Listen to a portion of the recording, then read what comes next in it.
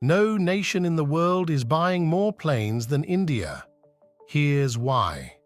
India is currently experiencing an aviation boom like no other nation in the world. Its largest airlines have ordered nearly 1,000 jets, committed tens of billions of dollars to this unprecedented spending spree. This surge in investment is driven by India's desire for a greater standing on the world stage as it moves up the ranks of the world's biggest economies. With a population of 1.4 billion people, there is a growing demand for air travel among India's ascendant middle class. India's expanding aviation market is benefiting both domestic and international airlines. The growth of Indian aviation has been primarily driven by homegrown airlines, which have seen a 36% increase in passengers since 2022. To accommodate India's demand for foreign tourism, low-cost carriers are adding new countries to their destinations. This growth in the aviation sector is expected to have positive effects on India's economy, attracting foreign investment and boosting cargo traffic.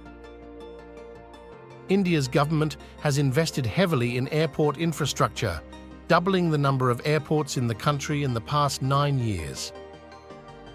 Doubling the number of airports, Prime Minister Narendra Modi's goal is to have at least 230 airports by 2030. This expansion is not limited to metropolitan areas, as even smaller towns like Darbhanga now have non-stop access to major cities. The development of airports in these areas has transformed travel for many Indians, making air travel a necessity rather than a luxury. While India's aviation industry is booming, there are still challenges to overcome. Air travel remains out of reach for most Indians, with only an estimated 3% of the population flying on a regular basis. The country's annual mean income is still less than a single economy-class fare from the United States. However, aviation companies and India's elected officials see this low penetration as an opportunity for growth. With a scarcity of competition and a duopoly emerging between Indigo and Tata-led airlines, the future of aviation in India looks promising.